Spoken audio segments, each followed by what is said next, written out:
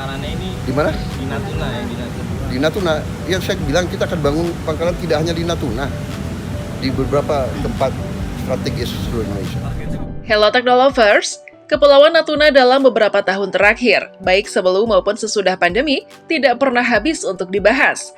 Bagaimana tidak, Indonesia yang menjadi pemegang kuasa penuh atas daerah ini tidak henti-hentinya ditimpa masalah.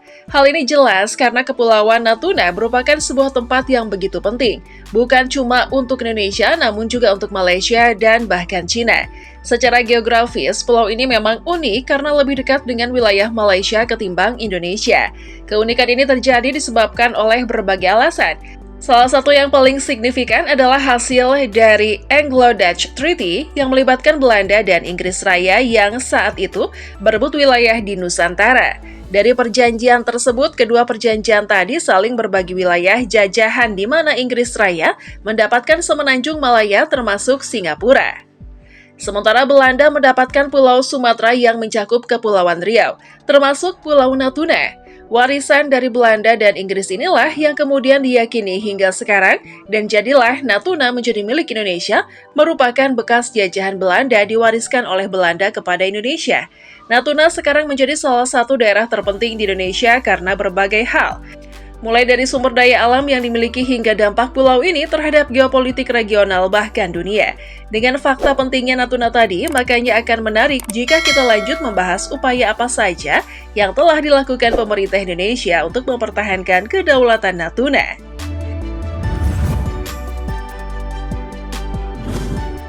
Kalimat mempertahankan kedaulatan Natuna memang sangat cocok untuk kondisi sekarang, di mana wilayah ini memang sering diklaim oleh negara lain, utamanya Cina. Cina mengklaim Natuna lewat klaim sejarah mereka yang berupa garis putus-putus di Laut Cina Selatan yang dikenal dengan nama Nandesh Line. Nandesh Line ini merupakan klaim paling kontroversial dalam persoalan batas laut yang terjadi di dunia. Bagaimana tidak, Cina yang mengklaim hampir seluruh wilayah laut di Laut Cina Selatan bermasalah dengan berbagai negara di Asia Tenggara yang terancam kehilangan sebagian besar laut mereka. Filipina dan Malaysia bisa kehilangan 80% wilayah lautnya, kemudian Vietnam 50%, dan yang paling parah Brunei Darussalam yang bisa kehilangan 90% wilayah lautnya. Nah, untuk Indonesia sendiri, klaim Cina lewat Nandesh Line bisa mencakup hingga 83.000 km persegi wilayah laut Indonesia yang sama dengan 30% wilayah Laut Natuna. Ancaman Cina atas klaim ini memang sangat nyata. Secara terang-terangan, Cina tidak setuju dengan batas yang ditetapkan dalam UNCLOS atau United Nations Convention on the Law of the Sea oleh PBB. Cina tetap bersikeras menyerobot masuk ke dalam Laut Cina Selatan. UNCLOS bersepakat bahwa wilayah Laut Cina Selatan memang dimiliki oleh negara-negara di Asia Tenggara yang memiliki hak lewat zona ekonomi eksklusif atau ZEE yang mencakup 200 mil laut dari batas perairan masing-masing negara. Upaya untuk mempertahankan kedaulatan Natuna ini sangat penting bagi Indonesia. Selain mengamankan sumber daya alam yang melimpah, upaya ini juga memastikan bahwa kedaulatan dan integritas wilayah Indonesia tetap terjaga. Dengan adanya ancaman dari Cina yang mencoba mengklaim wilayah Laut Natuna, Indonesia harus terus memperkuat pertahanannya, baik melalui diplomasi internasional, penegasan batas maritim, maupun penguatan militer di kawasan tersebut. Ketidaksepakatan Cina atas hukum ini disimbolkan dengan sangat nyata, mulai dari rilisnya peta baru Cina yang memperlihatkan Laut Cina Selatan sebagai bagian wilayah mereka, hingga menghadirkan kapal perang yang membuat takut nelayan dan bahkan secara terbuka melarang Indonesia melakukan pengeboran minyak di Natuna. Dengan kelakuan Cina yang keterlaluan di Laut Cina Selatan, Indonesia jelas geram dengan tindakan negeri tirai bambu tersebut. Presiden Jokowi pernah aktif mengunjungi Natuna sebagai simbol kehadiran negara. Selain kunjungan Jokowi, Kementerian Luar Negeri Indonesia lewat pernyataan Menteri Retno Marsudi di tahun 2020 menegaskan 4 poin sikap Indonesia. Salah satunya adalah ketegasan Indonesia menolak Nandesh Line yang menjadi dasar klaim Cina di Laut Cina Selatan. Bahkan, untuk makin memperjelas kehadiran pemerintah di Natuna dan menjaga kedaulatan Indonesia, Presiden terpilih Prabowo Subianto pernah menyatakan siap membangun pangkalan militer di Natuna. Prabowo menegaskan, kita akan bangun pangkalan tidak hanya di Natuna, tetapi di beberapa tempat strategis di seluruh Indonesia. Sekarang, mari kita masuk lebih jauh membahas pangkalan militer yang disebut Prabowo. Ternyata rencana pangkalan militer di Natuna bukanlah hal baru. Sejak tahun 2017, hal ini sudah dimuat di website Kementerian Pertahanan di masa Menteri Ryamizard Riyakudu. Rencana yang sudah lama diisukan ini kemudian makin gencar dibicarakan pada tahun 2020 saat Prabowo memberi pernyataan bahwa pangkalan militer di sana sudah siap untuk dibangun. Setelah rencana pangkalan militer di Natuna kembali mencuat, berbagai upaya untuk merealisasikan hal tersebut pun dimulai. Pada tahun 2021, Panglima Komando Gabungan Wilayah Pertahanan atau Pangko Gabwilhan, Laksamana Madya TNI Muhammad Ali, mengungkapkan bahwa Natuna nantinya akan diisi oleh satuan TNI terintegrasi yang melibatkan Angkatan Darat, Laut, dan Udara.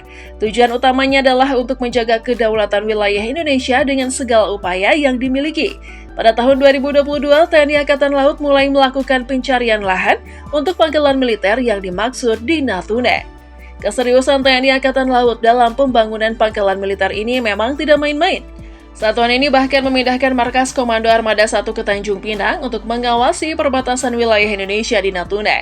Dalam perpindahan ini, TNI Angkatan Laut akan menempatkan sistem senjata armada terpadu atau SSAT seperti kapal perang di sana untuk memberi tekanan pada pihak-pihak yang mencoba menyerobot masuk ke wilayah Natuna.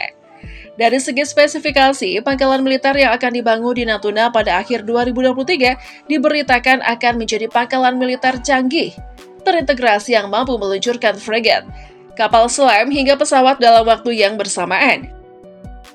Spesifikasi seperti ini memang sangat dibutuhkan di Laut Natuna karena pengawasan yang harus dilakukan tidaklah mudah. Laut Natuna hanya satu dari banyaknya wilayah yang harus dijaga di sekitar perairan tersebut. Mulai dari Selat Malaka, Selat Singapura, Selat Makassar, Laut Sulawesi, Laut Maluku, Laut Halmahera, Laut Arafura, Laut Sawu, hingga Selat Sunda dan Selat Lombok. Dengan cakupan wilayah seluas ini, Indonesia memang harus menempatkan kekuatan militer di Natuna secara permanen. Bicara lebih lanjut tentang pangkalan militer Natuna, sampai sekarang memang masih belum ada pemberitaan resmi mengenai kapan pangkalan militer tersebut akan selesai dibangun dan berapa banyak uang yang harus dihabiskan Indonesia. Meskipun belum ada kejelasan tentang peresmian pangkalan militer di Natuna, tetapi langkah-langkah alutsista yang ada di sana sudah menunjukkan hasil positif. Salah satu contohnya adalah saat pesawat CN-235 Indonesia berhasil mendeteksi persembunyian fregat canggih milik Cina dengan jarak 222 km.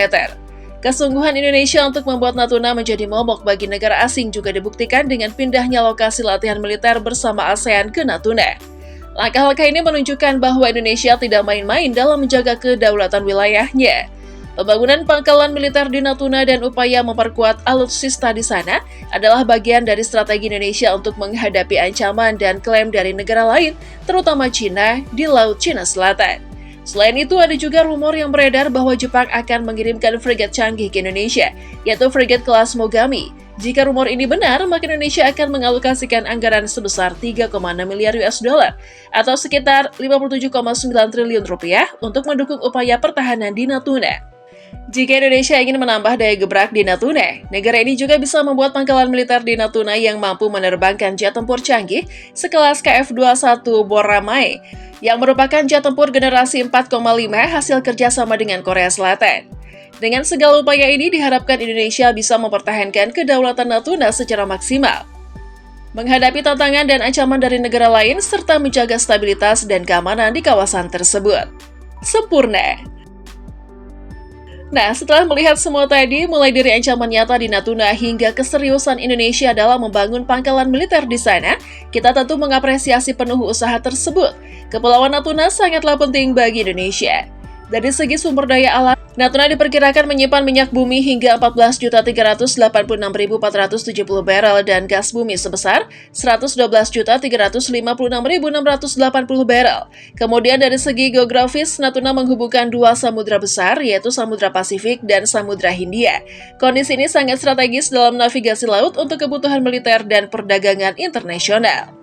Dengan terpilihnya Prabowo Subianto sebagai Presiden Indonesia selanjutnya, harapan besarnya adalah agar pangkalan militer di Natuna bisa selesai secepat mungkin, mengingat betapa pentingnya sumber daya alam dan strategisnya wilayah Natuna. Wilayah ini tidak boleh lepas atau diancam oleh pihak manapun.